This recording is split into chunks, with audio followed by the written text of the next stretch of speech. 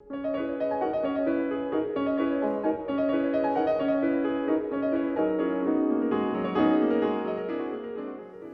Messieurs, bonjour à toutes et à tous. Je suis très heureuse d'intervenir aujourd'hui dans le cadre des enregistrements du Collège Covid. Mon nom est Samantha Besson, je suis titulaire de la chaire Droit international des institutions au Collège de France. Le Collège Covid, vous le savez, s'est donné pour mandat de réfléchir aux questions que soulève le Covid, la crise que le Covid a entraînée. Et nous espérons, par ce biais, honorer la responsabilité des scientifiques qui est de penser ensemble aux problèmes contemporains et de proposer différentes solutions ou réflexions. Alors, le premier nœud thématique du Collège Covid, c'est le nœud que nous avons intitulé « Politique de santé et santé du politique, souveraineté, confiance, solidarité ». Et dans le cadre de ce premier nœud thématique, ce que j'aimerais vous présenter aujourd'hui dans cet enregistrement, c'est une question que j'ai appelée « Politique de santé et santé politique de l'Organisation mondiale de la santé à l'ère de la Covid-19 ».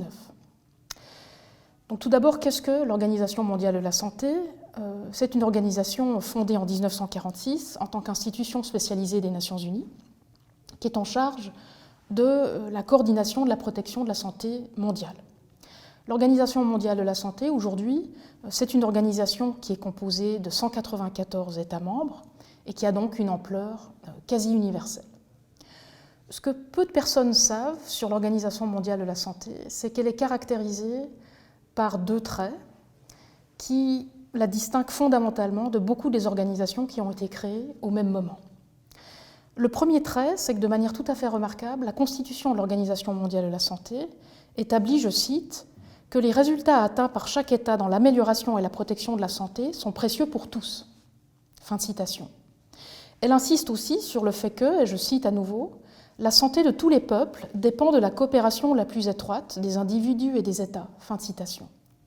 Donc on voit bien quand on lit ces deux citations que l'Organisation mondiale de la santé et sa constitution, c'est-à-dire son traité fondateur, expriment de manière très précoce en droit international un principe qui est aujourd'hui beaucoup invoqué, le principe de solidarité. Donc nous sommes en 1946 et la solidarité est déjà présente.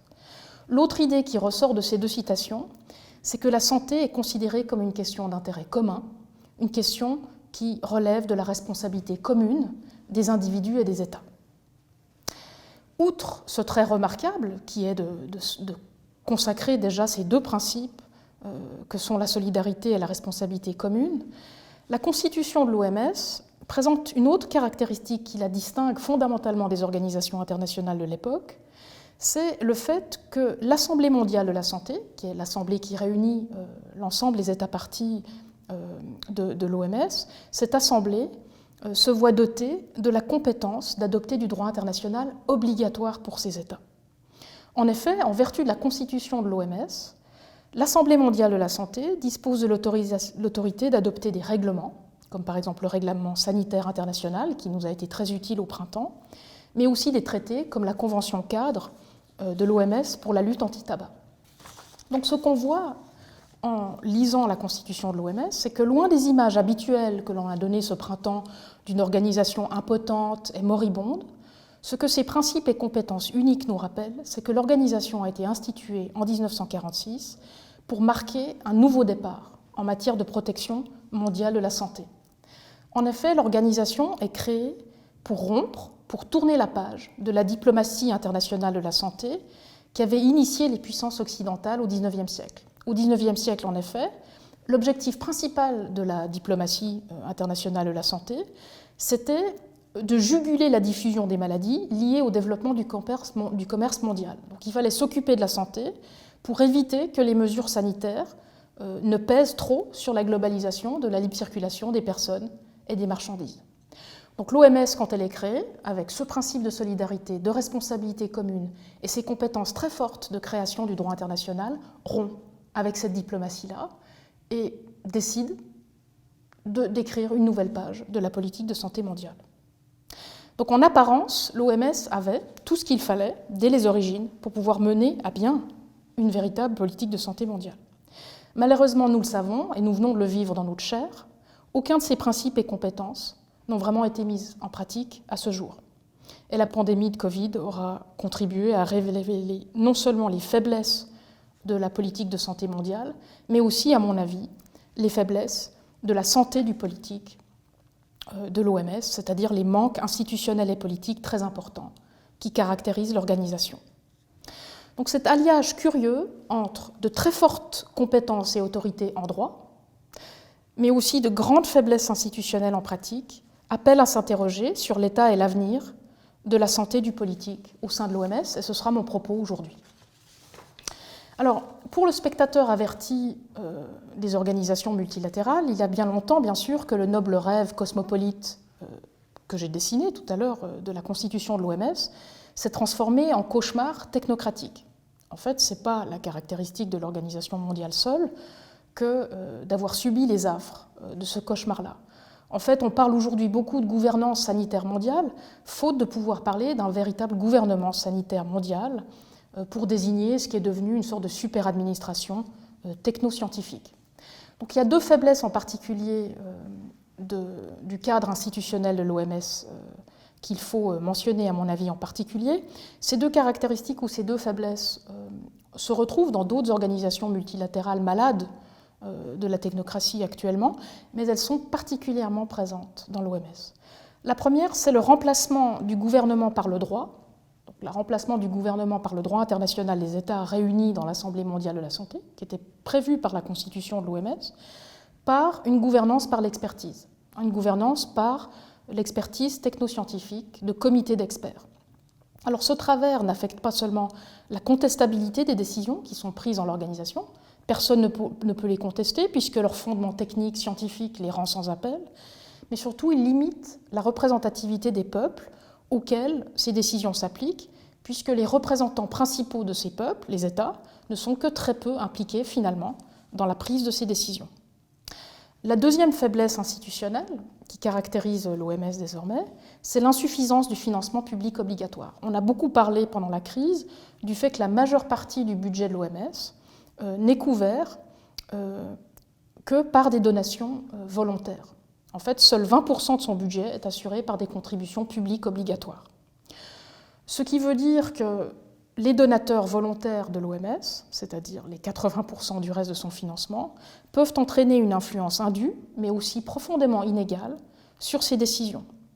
Alors, qui sont ces donateurs ? Eh bien, des États très riches, ou des organisations non gouvernementales philanthropiques, ou encore des grands groupes pharmaceutiques. Alors, la pandémie de coronavirus a entraîné toute une série de propositions de réformes. C'était déjà le cas après Ebola, après SARS.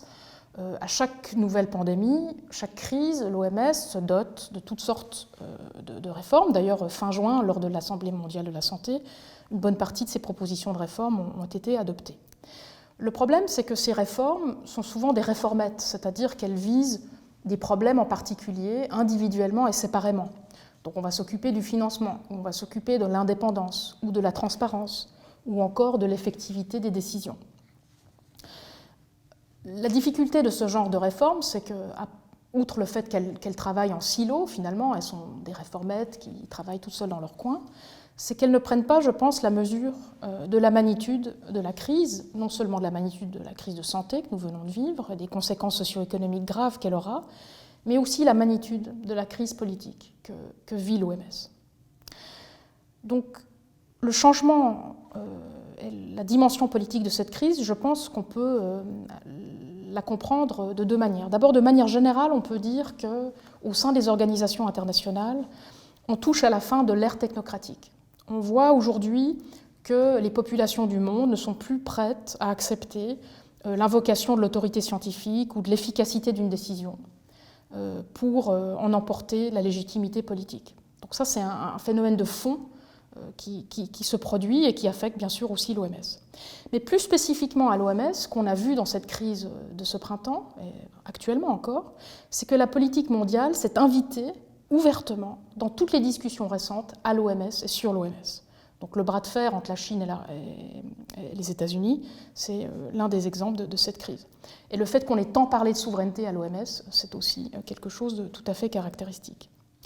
Donc c'est sans exagération, je pense, qu'on peut parler aujourd'hui d'un moment politique pour l'OMS, comme on parle d'un moment constitutionnel dans un État, au moment d'une guerre ou d'une grande crise, qui va faire que le corps politique se constitue et qu'on écrit, on tourne une page de l'histoire politique d'un pays. Donc on peut parler d'un moment politique à l'OMS, et saisir ce moment politique et la chance qu'il nous offre implique, je pense, de s'éloigner des réformettes, de la gouvernance mondiale de la santé que nous avons connue ces dernières décennies, de manière à pouvoir vraiment traiter le problème en profondeur. Alors, qu'est-ce que ça veut dire saisir ce moment politique? Qu'est-ce que ça veut dire abandonner les réformettes, les propositions managériales d'amélioration individuelle et technique de l'organisation? Eh bien, je pense que ce qui se dessine fondamentalement, c'est que les populations du monde aujourd'hui sont en droit d'attendre de l'OMS ce qu'elles attendent de leur gouvernement, c'est-à-dire un minimum de respect des exigences du bon gouvernement. Et ces exigences s'appliquent aussi bien aux États, finalement, qu'aux organisations internationales. Et face à ces exigences de bon gouvernement, l'invocation de l'autorité épistémique de l'un ou l'autre organe de l'OMS, même s'il est tout à fait excellent sur le plan scientifique, n'assure pas la légitimité d'une politique de santé. Une politique de santé, c'est d'abord une politique. On peut même dire que la politique de santé, c'est la politique des politiques. Elle doit pouvoir interagir et s'inclure dans une interaction, voire une irritation de l'ensemble des autres politiques économiques, sociales, du travail, de l'éducation. Donc, comme au niveau national, on doit se préoccuper de la légitimité politique de la politique sanitaire mondiale. Nous le savons au niveau national, puisqu'après la création de moult task force, comités scientifiques pour conseiller les gouvernements ont dû, à un moment donné, faire la différence et rappeler la différence entre l'autorité scientifique d'une part et la légitimité politique de l'autre. Le problème, et vous y avez déjà pensé en m'écoutant, c'est que le terme politique, il a très mauvaise presse sur le plan des organisations internationales et il a très mauvaise réputation à l'OMS. Quand on dit politique au sein d'une organisation internationale, on entend tout de suite exercice indu du pouvoir, jeu de puissance, jeu de pouvoir. Et pourtant, si l'on réfléchit bien sur la base de l'expérience nationale, la seule manière de juguler l'exercice abusif du pouvoir, c'est précisément de s'attaquer à son manque de légitimité politique. La plupart des faiblesses institutionnelles de l'organisation qui aujourd'hui font le lit des jeux de pouvoir à l'OMS sont en effet les symptômes d'un déficit beaucoup plus profond de représentation populaire auquel il faut remédier. Et tant que la légitimité de l'OMS ne sera pas renforcée, donc tant que sa légitimité politique ne sera pas renforcée, l'OMS continuera à produire ce qu'on appelle du soft law, du droit mou, c'est-à-dire du droit qui n'en est pas, du droit qui ne lie pas les États, précisément parce que l'autorité dont ce droit qui n'en est pas se prévaut ne peut pas être justifié, parce qu'il manque de légitimité politique. Et les États auront tout droit, à mon avis, de continuer d'invoquer leur souveraineté pour se défendre contre des décisions d'experts illégitimes, même si sur le plan scientifique, ces décisions sont parfaitement correctes. Bien entendu, personne n'est dupe, la souveraineté des États et la légitimité du droit international ne se recoupent pas entièrement. Il peut parfois y avoir des invocations abusives de la souveraineté face à une décision légitime, et vice-versa. Mais la seule façon de disqualifier les invocations abusives de la souveraineté de l'État par des gouvernements qui ne représentent pas leur peuple, c'est précisément de prendre la souveraineté des États au sérieux lorsque ces États représentent ce peuple.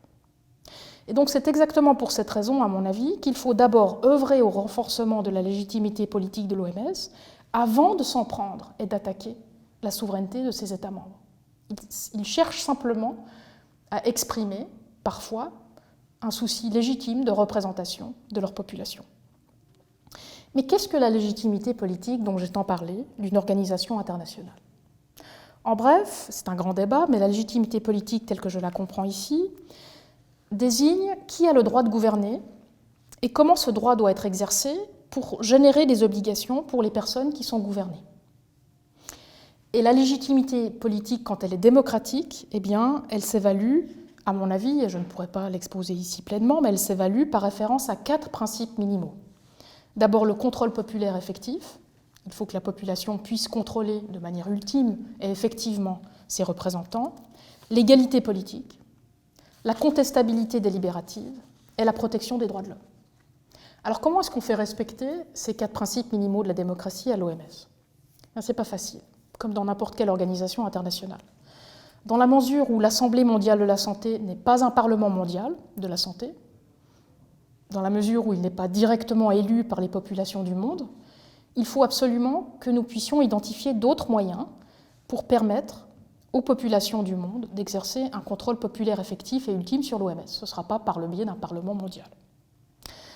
Alors, quelles sont les autres institutions que nous avons à disposition pour représenter les peuples du monde à l'OMS?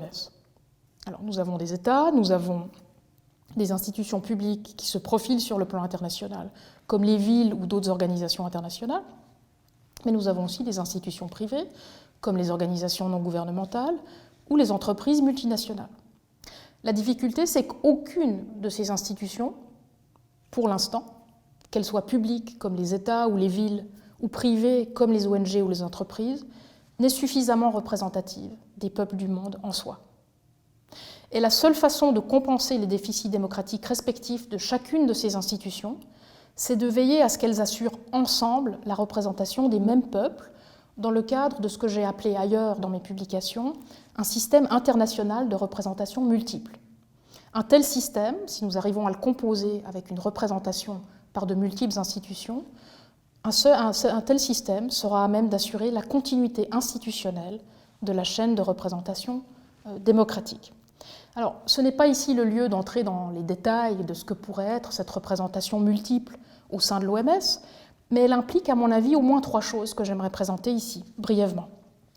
Tout d'abord, il faut absolument que les modes de décision de l'OMS, et notamment les modes de production du droit, réinvestissent les États de leur autorité. On a vu tout à l'heure que c'est ce que prévoit la Constitution de l'OMS quand elle donne à l'Assemblée mondiale de la santé, c'est-à-dire l'Assemblée des États membres, l'autorité de produire du droit obligatoire. Donc il faut absolument réinvestir les États de leur autorité, quitte à garder bien entendu des comités d'experts, puisque parfois il faut aller vite et il faut écouter les experts. Mais il y a des moyens de faire en sorte que les États puissent assurer un certain contrôle sur ces comités d'experts au sein de l'Assemblée mondiale de la santé. Donc ça, je pense que c'est la première chose à faire, puisque aujourd'hui, les États sont encore les principaux représentants internationaux des peuples. La deuxième chose à faire, c'est de faire en sorte que ces États, puisqu'ils sont les principaux représentants internationaux des peuples, soient eux-mêmes suffisamment démocratiques. C'est une obligation de chaque État de se démocratiser. C'est un grand débat, mais le principe démocratique est un principe du droit international et on peut considérer qu'il est même inclus au sein du droit international des droits de l'homme. Donc il faut veiller à ce que les États qui représentent les peuples au sein de l'OMS soient eux-mêmes organisés de manière démocratique, mais surtout veiller à ce que les États qui se disent démocratiques soient organisés de manière à ce que leurs gouvernements rendent des comptes à leur population sur la politique de santé mondiale. C'est-à-dire que souvent, vous savez faire rendre des comptes à vos gouvernements sur la politique interne, au moment de l'élection présidentielle ou d'une autre élection gouvernementale. Mais souvent, même dans des États très démocratiques, vous savez très peu de choses de la politique extérieure de vos gouvernements. Vous savez très peu de choses sur la politique mondiale de la santé de la France lorsqu'elle est à l'OMS. Est-ce que vous faites rendre des comptes à vos gouvernants sur ces questions-là? Donc il faudrait arriver à faire rendre des comptes à nos ministres nationaux de la santé des positions qui sont représentées ensuite à l'OMS. Donc ça, c'est la deuxième chose. Et la troisième chose, enfin, c'est de veiller à ce que les autres institutions publiques et privées que j'ai mentionnées tout à l'heure et qui assurent une représentation internationale des peuples qui ne sont pas suffisamment représentés par les États parce que, par exemple, leurs États ne sont pas démocratiques, eh bien de veiller à ce que ces autres institutions aient une autorité décisionnelle complémentaire au sein de l'OMS.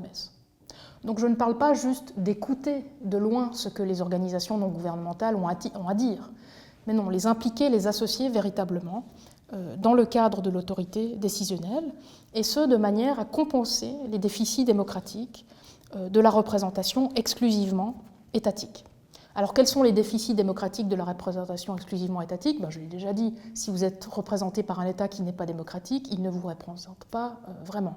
Mais même s'il est démocratique, je l'ai dit tout à l'heure, il n'est peut-être pas contrôlé effectivement sur sa politique de santé mondiale. Ensuite, il y a des États plus puissants que d'autres, il y a des États plus peuplés que d'autres. Et donc, il y a toutes sortes de déficits démocratiques dans la représentation des peuples par les États sur le plan international qu'il faut compenser. Et cette compensation se ferait par une meilleure inclusion des ONG ou d'autres institutions publiques et privées, comme par exemple les villes, qui nous représentent souvent très bien en matière de santé ou de pauvreté, aux côtés des États. Bien sûr, et ce sera mon dernier point sur ces trois réformes potentielles, il est essentiel de veiller à ce que ces autres institutions publiques, comme les villes, ou privées, comme les ONG, qui prétendent nous représentent effectivement.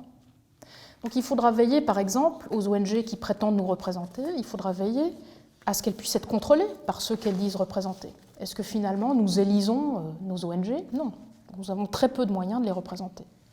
Deuxième problème des ONG actuellement, mais aussi d'autres institutions privées qui agissent pour nous représenter sur le plan mondial, beaucoup de ces institutions, mais c'est surtout le cas des ONG, ne sont pas diffusées de manière égalitaire dans le monde. Il y a des régions du monde où il y a plus d'ONG que d'autres. Donc il y a des régions du monde où les gens sont surreprésentés par les ONG. Autre problème, certaines ONG, beaucoup d'ONG d'ailleurs, ne protègent finalement que certains groupes en particulier. Il y a beaucoup d'ONG, par exemple, qui travaillent dans la protection des droits des femmes. Donc vous allez avoir une surreprésentation non seulement de certaines populations de certaines régions du monde, mais aussi de certaines difficultés, de certaines vulnérabilités plutôt que d'autres. Donc voilà, à mon avis, les trois corrections, les trois réformes que l'on pourrait assez rapidement mettre en place sur le plan de l'OMS. Donc on a beaucoup répété ces derniers mois, le Covid aura été un révélateur, mais aussi un accélérateur des faiblesses des corps, tant physiques que politiques. Et c'est pourtant surtout lorsque les corps sont faibles qu'ils ont besoin de pouvoir s'appuyer sur un droit international robuste et des institutions internationales fortes, et c'est aussi le cas dans le domaine de la santé mondiale. Mon éclairage de juriste internationaliste aujourd'hui, ça aurait été de rappeler que cette faiblesse institutionnelle de l'OMS que nous venons de vivre et que j'ai esquissée aujourd'hui dans cet enregistrement n'est pas une fatalité et qu'elle peut être corrigée. L'OMS est l'une de ces rares organisations qui était dotée dès 1946 d'une constitution, donc son traité fondateur s'appelle Constitution. Il comprend, je l'ai dit, des principes comme la solidarité, la responsabilité commune, qui sont précurseurs. Et enfin, cette Constitution prévoit des compétences pour l'Assemblée mondiale de la santé, d'adopter du droit international obligatoire pour les États. Donc tout ceci, sur le plan du droit en tout cas, permet de dire que cette faiblesse n'est pas une fatalité et qu'on peut tout à fait la corriger. Reste à mettre tout cela en pratique, et pour cela, il ne suffira pas de lancer une chasse à l'homme, comme on l'a vu au mois de juin dernier, avec la création de commissions d'enquête internationales sur la responsabilité de l'un ou l'autre État pour la diffusion du virus. Il ne servira pas non plus, pour renforcer cette légitimité politique, de mettre en place des procès ou des procédures de responsabilité. Mais il faudra au contraire rappeler que c'est la responsabilité de chacun d'entre nous, au niveau national d'abord, puis ensuite au niveau international ensuite, d'œuvrer et d'endosser la responsabilité commune qui est la nôtre, de mettre en place un régime solidaire mondial de santé. Alors à ceux qui opposent à ce genre de discours la fin du multilatéralisme et dénoncent l'idéalisme de ces propositions de réforme institutionnelle, ou du moins les risques de réformes bâclées ou précipitées qui pourraient être récupérées par des États mal intentionnés, on peut répondre, et c'est le sens du collège Covid, qu'il est trop tard pour ne rien faire.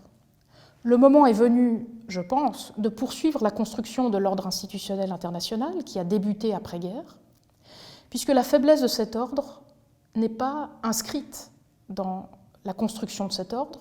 Au contraire, ce qui affaiblit cet ordre, ça n'est pas ce qu'il devait être, mais c'est le fait qu'il n'a pas été parachevé.